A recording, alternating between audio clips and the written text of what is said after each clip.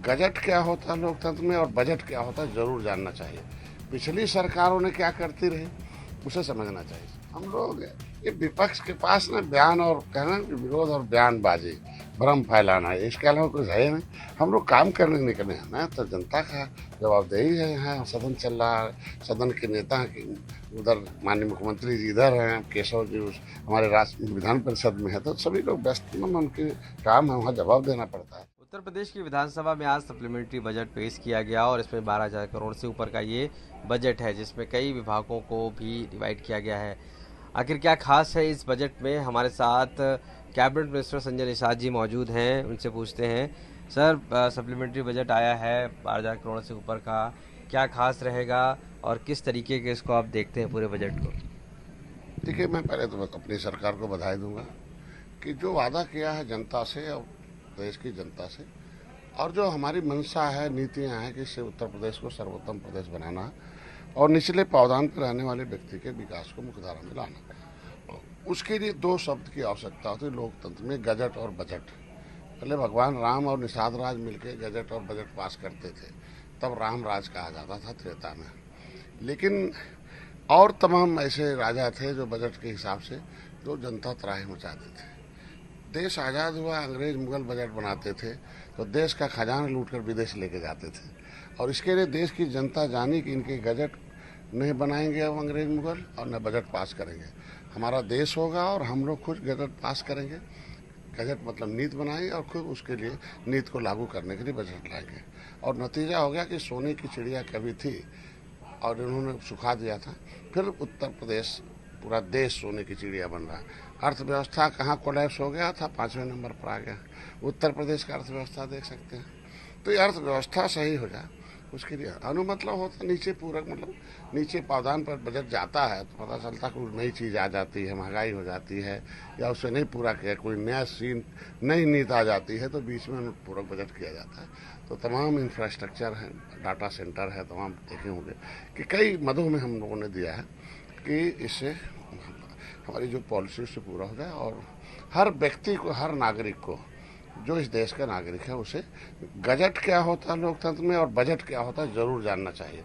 पिछली सरकारों ने क्या करती रही उसे समझना चाहिए। 67 साल में मछुआरे जो है देश के 18% आबादी है, मैक्सिमम निषाद समुदाय के लोग, मछुआ समुदाय के लोग मत्स्य पालन करते हैं। पिछली सरकार ने केवल 67,000 दिया, मतलब पूरे 67 साल में 3,000 करोड़ रुपया।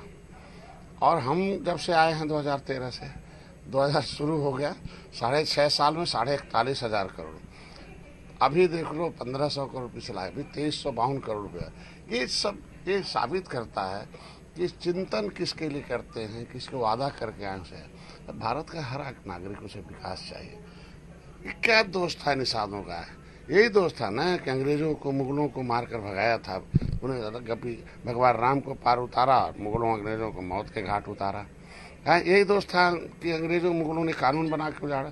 अरे जब 12 अक्टूबर 1871 को ब्रिटिश पार्लियामेंट में कानून से उजाड़ी गई 578 जातियां जो निचले पावदान पर घूम रही हैं, उनको विकास में धारा में लाना हम लोग प्राथमिकता। उम्मीद है कि इसी तरीके से हम लोग बजट पारित करके नीतियां बनाकर उनको विकास की मुख्यधारा में लाएंगे। विभाग में भी इस बार इस सप्लीमेंट्री बजट को जगह मिली है और क्या क्या कुछ बदलाव हो? निश्चित रूप से केंद्र 60% देता है, राज्य से 40% करके खर्चा। तो प्रधानमंत्री मत्स्य संपदा योजना, मुख्यमंत्री मत्स्य संपदा योजना, निषाद राज बोट योजना है, मछुआ कल्याण कोष है, ये सारी योजनाएं हम लोगों ने लागू की।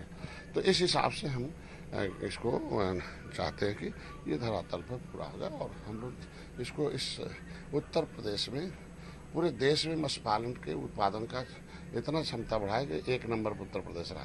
मैं चाहता हूँ फेडरेशन निगम भी 1 नंबर पर रहा और उत्तर प्रदेश आत्मनिर्भर बना इस क्षेत्र में। उसके लिए हर मंगलवार को हम लोगों में बैठक आज शुरू है, निदेशालय में बैठक। मैं उम्मीद रखता हूँ कि हम लोग कामयाब होंगे। संजय जी, एक सवाल है कि कल कुछ तस्वीरें आई थी जिसमें देखा गया कि सीएम योगी आदित्यनाथ हैं, केशव प्रसाद मौर्य, ब्रजेश पाठक मौजूद थे, लेकिन ओबीसी की बैठक हुई तब उसमें जब सीएम पहुंचते हैं तो फिर केशव प्रसाद मौर्य और ब्रजेश पाठक जी निकल जाते हैं। तो क्या सब कुछ अभी संगठन और सरकार ठीक से चल रही है या अभी भी तस्वीरें कुछ कह रही हैं?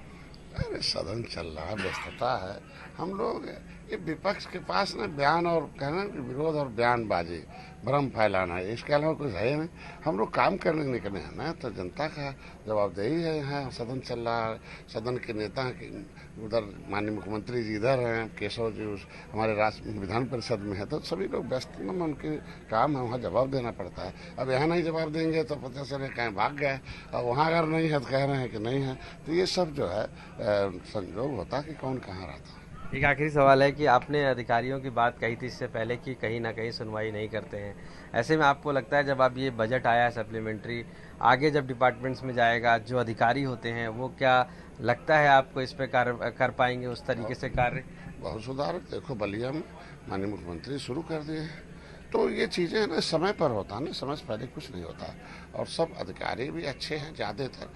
कुछ अधिकारी मैंने पहले ना उनकी आत्मा में पिछली सरकारों की आत्माएं भरी हुई हैं, वो मौका पाते अपने हिसाब से कलम चलाते हैं कि वोट नाराज हो जाए। मैंने बताया ना कि मछुआरों का इस तरीके से नाराज हो जाए, मछुआरे 18%, इनके आरक्षण की फाइल घुमाते रहो, टेढ़ा मेढ़ा लिखते रहो।